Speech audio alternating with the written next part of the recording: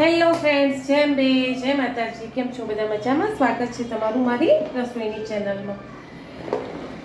છોકરાઓને આ વસ્તુ ખવડાવી એટલે કારણ કે આપણને જેનો ટેસ્ટ નથી ભાવતો તો છોકરાઓને તમે કઈ રીતે ખવડાવો. આ છે સોયાબીનની વડી. તો ચલો આજે એનો મસ્ત એના કબાબ બનાવીએ. બહુ જ ટેસ્ટી બને છે. તો ચલો રેસીપી સ્ટાર્ટ કરીએ. એના માટે પહેલાં આપણે એને બોઇલ કરી લઈશું. તેના માટે 5 મિનિટ એને ખાલી મીઠાવાળા પાણીમાં થોડી પલાળ દઈશું તો એની સ્મેલ થોડી હોય એ નીકળી જાય. ઓકે, જે રીતે તમારે બનાવવા હોય એ રીતે લઈ લેવાના. મારા જોડે પેકેટ છે એટલે મોટકળ થોડા લઈ લઉં.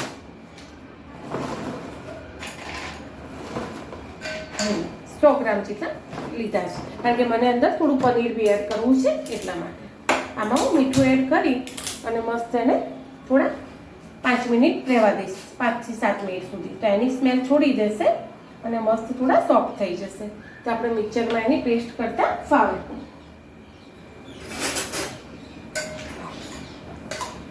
5 થી 7 મિનિટ કીધું ને એટલે સોફ્ટ બી બની છે. અને ત્યાં સુધી આપણે લસણ, મરચાં, કોથમીર અને પનીર લઈ લઈશું. ચલો પાણી કાઢી નાખીશું. 5 મિનિટ આપણે રાખી દીધું. બરાબર, જેટલું બને એટલું એનું પાણી નીકાળીને કાઢી નાખવાનું એટલે ટેસ્ટ બધો નીકળી જાય. આ રીતે એક એમાંથી જેટલું પાણી નીકળે ને એટલું નીકાળીને આ રીતે બધા લઈ લેવાના. થોડું એવું લાગે તો ઠંડુ પાણી રેડવાનું.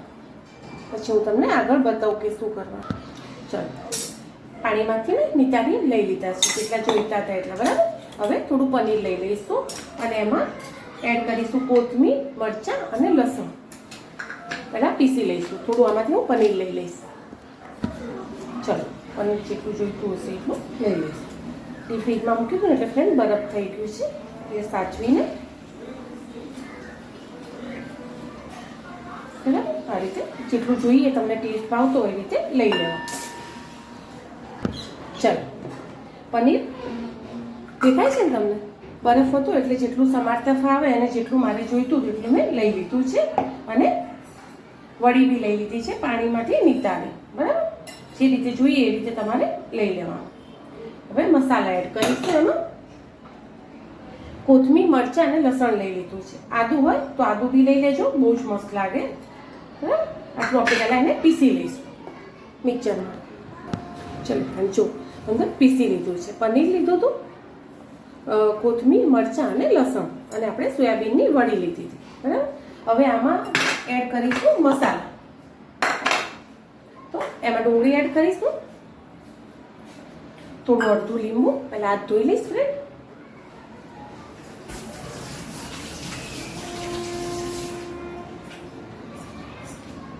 અને જો આમાં બી તમારે ઝીણી કોથમીર સમારેલી નાખવી હોય તો તમે નાખી શકો છો. થોડી ચપટી હિંગ એડ કરીશ, ચપટી કરીશ. બરાબર, હવે એમાં જશે નોર્મલ મીઠું, ટેસ્ટ અનુસાર. મરચું તમે જે રીતે ખાતા હોય તીખું એ રીતે, અને લીલા મરચાં તો લીધા જ છે. બરાબર, હવે આમાં બાઇન્ડિંગ માટે તમારે જુવારનો છે કે ઓટ્સનો છે કે જે બી લોટ લેવો હોય તમે લઈ શકો છો. મેં ખાલી ચણાનો લીધો છે થોડું હેલ્ધી બનાવવા માટે. 1 ડેકલી જેટલું ખાલી તેલ રેડીશ, વધારે નહીં. હવે જેટલું જોઈએ લોટ એ પ્રમાણે તમારે બાઇન્ડિંગ વળે એ રીતે તમારે લોટ એડ કરવાનો રહેશે. બરાબર, અને થોડો ગરમ મસાલો, થોડો ગરમ મસાલો છે. મીઠું ને ટેસ્ટ કરી લેવાનું. બરાબર, અને લીંબુ જશે. તીખું, મીઠું, ખારું તમે જે રીતે ખાતા હોય એ રીતે તમારે મસાલો લઈ લેવાનો રહેશે. બરાબર, આપણો ટેસ્ટ જે રીતે હોય. ચાલો, અને બરાબર બાઇન્ડિંગ ગાળવા માટે આપણે ચણાનો લોટ એડ કરીશું.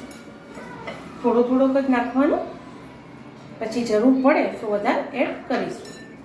બરાબર. અને આ તમારી જોડે પેન્સિલ છે કે ચમચી છે, આ રીતે કબાબ વાળવાના અને શેપ પાડવા માટે તમારી જોડે જે વસ્તુ હોય એ લઈ લેવાની. મારી જોડે આવી સ્ટીક છે તો મેં એ લઈ લીધી છે. પહેલાં આમ જોવાનું કે બોલ વળે છે તો કંઈ વધારે ઉમેરવાનું રહેશે નહીં. લોટ મેં ખાલી 2 ચમચી જેટલો જ એડ કર્યો છે. બરાબર. હવે આપણે મસાલો ચેક કરી લઈશું અને તવીમાં ખાલી થોડું તેલ મૂકી અને એને સેલો ફ્રાય કરી લઈશું. તમારી જોડે એર ફ્રાય હોય તો તમે એર ફ્રાયરમાં બી કરી શકો છો ફ્રેન્ડ. બહુ જ મસ્ત લાગે ફ્રેન્ડ. ટ્રાય ચોક્કસથી કરજો. સ્પાઇસી કે જે તમારા મસાલા એડ કરવા હોય તમને ભાવતા કરી શકો છો. હવે હું તેલ મૂકી દઈશ. ચલો, મેં તમને કીધું એ રીતે આવી સ્ટીક લઈ લેવાની. તેલ મૂકી દીધું છે. આ રીતે હાથમાં તમારે થોડો બોલ બને એ રીતે જોઈ લેવાનું. બાઇન્ડિંગ આવતું હોય તો મસ્ત આવી સ્ટીક લઈ અને એને ધીમે ધીમે જેટલો તમારે નાના મોટા કરવા હોય કબાબ એ રીતે શેપ આપી દેવા. ઓકે, બરાબર. આ રીતે તમે ધીમે ધીમે કરશો ને એટલે ઓટોમેટિક થઈ જશે.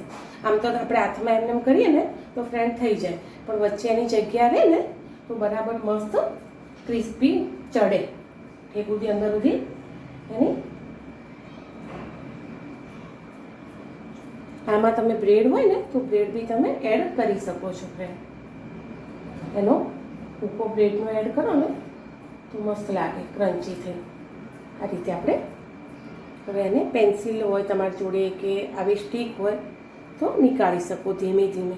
તો વચ્ચે જે કાણું રહેશે ને એમાંથી મસ્ત આપણે સીજીને તૈયાર થશે. હવે તેલ મૂક્યું છે એ રીતે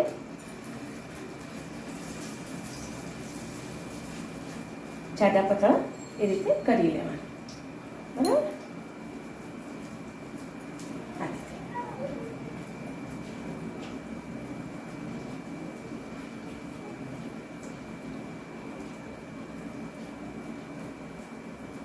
તમારી જોડે આવી સ્ટીક ના હોય તો પેન્સિલ ઉપર બી મસ્ત થઈ જશે. અને પેન્સિલ બી ના લેવી હોય ફ્રેન્ડ તો ચમચી હોય ને આપણા ઘરે એ લઈ લેવાની.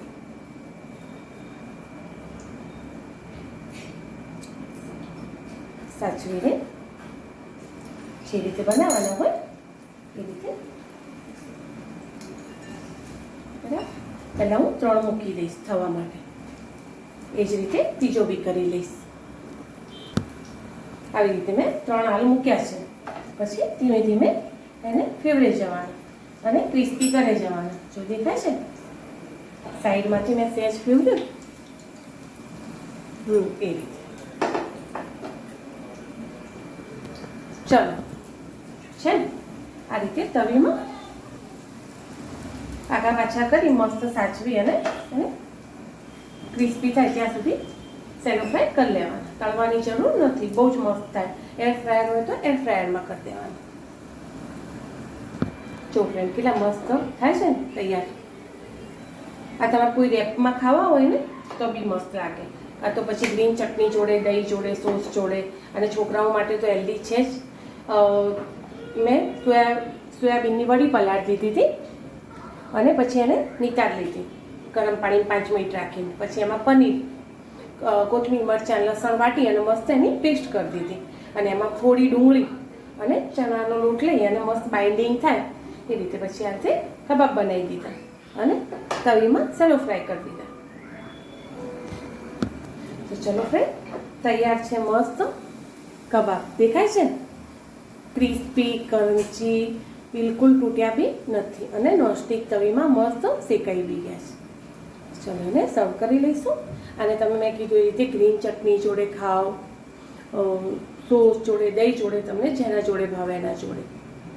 ચલો તો હું ડીશમાં લઈશ. એક પાછળથી મેં મૂકી દીધું એ ચડે જશે અને 4 તો તૈયાર થઈ ગયા છે. By friend.